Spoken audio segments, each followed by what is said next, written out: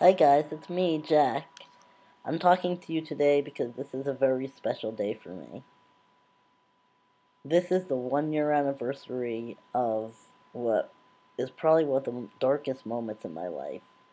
It's the 1 year anniversary of the day that I felt like I wished I could cut out the part of me that was Jack and just be female like everybody wanted me to be. And that pretty much was my lowest point. It was really painful, and it's hard even to talk about it now because I don't really want to go into details of everything that happened, but it's the closest I've ever come to being suicidal. And that was a year ago. And so, 1 year later, everything is so much better. Right now, I'm almost done with work for the day. I've got another set of articles to write, and that should leave me with about $650 for the week. I'm happy with my job. I'm moving forward in my career. I'm about to start training as a life coach, and I'm about to have my first workshop coming up September 22nd.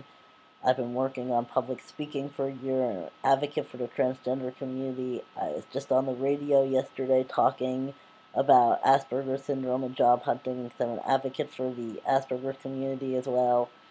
I've made a lot of impact in the world. I've made a lot of personal strides, a lot of career growth, a lot of personal growth. I don't even know where to begin. So I wanted to kind of share with you where I was at last year and where I am at this year. So, pretty much, last year around this time, I was pretty depressed. I guess it started in July, maybe around my birthday, or a little bit after my birthday, maybe a little bit before my birthday, was when I first realized that I was identifying as male and started giving my male self a name and started calling myself Jack. But I really didn't tell a whole lot of people about it back then because I thought it was just something strange, and I didn't think of myself as transgender. I had been identifying as gender queer for the last 2 years before that and said I was neither male nor female, but at the same time, it hurt me that I would dress like a guy and I would have a short haircut and I would go into a restaurant or something and get called ma'am. And it was just very frustrating and hurtful and angry because I felt invisible. And so I started slowly coming out to myself. Around July, I started wearing a binder. I think it was around July. It might have been a little later, actually. Might have been September. I'm not sure of the exact timeline of things. But anyway, at some point I started wearing a binder, thinking that would help me have more of a male appearance. But I still was being called ma'am and being misgendered, and it was really annoying me. And I guess the turning point did happen in July. A couple of things happened. I had the opportunity to be on a radio show about what it means to be transgender, and I talked about being genderqueer and gender neutral, but I secretly switched it to my male self in order to talk. That's one thing that happened. Another thing that happened around July was that somebody invited me to a girls' night out, and I got really offended. I remember being like, no, I can't, I'm not female. And the person was like, well, you're half female because you're genderqueer. And so I just got really mad. And then the third thing that happened was there was a series of events that occurred uh, that culminated in me feeling like I've had enough of this depression. And I was feeling very depressed, and I finally asked for help. About three of today was when I was forced to confront, well, not forced, but in one of my sessions, I had to confront the idea of who I was, and I became very depressed and agitated at the idea of not being able to be identified as Jack and not being able to speak as Jack and that kind of thing. So all of this led to my growing awareness that I was transgender. And all of this led to my growing despair because I felt so invisible and so trapped and so much like I was never going to be seen. And a few weeks after this was when I came out of a 2 week depression and for the first time opened my Facebook as Jack. And that was the beginning of my healing. And of course, I didn't do that alone. My life coach, Coach Brent, helped me so much and is continuing to help me. And the friends who actually really, really cared about me and actually welcomed me as Jack were an important part of this as well. And so much has happened in the past year.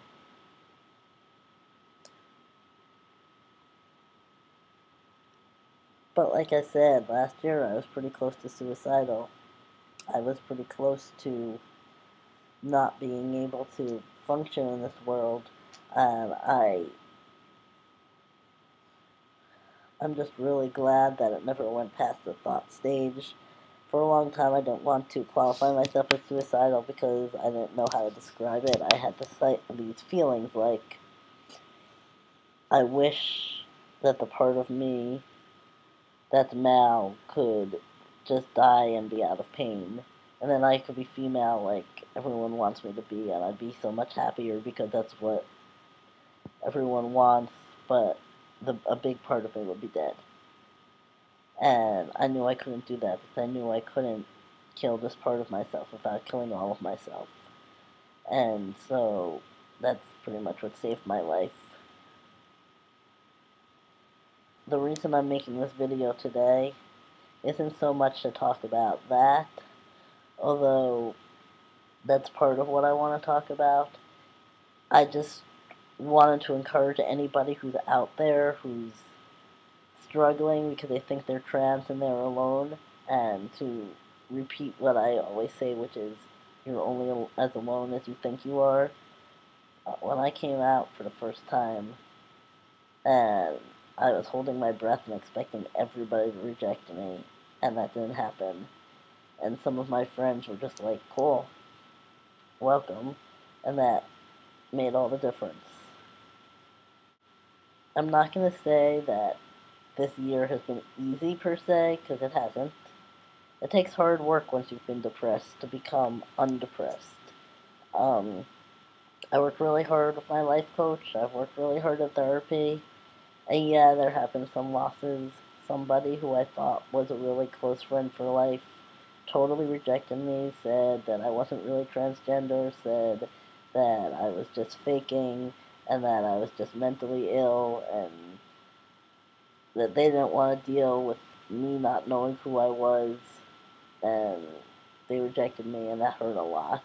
But ultimately, it turned out to be a good thing because it freed me up to have relationships in my life that weren't based on lies.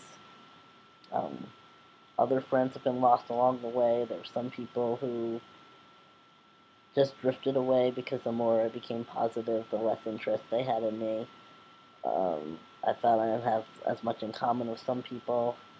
So yeah, it hasn't been easy. Whenever you're going from depressed to productive, it can be difficult because you're just not the same as you were. And my transition hasn't just been about transitioning to male, even though it's been a big part of it. You can see the physical changes. You can see the beard now, and you can see that I look a lot more male, and I'm feeling a lot more visible.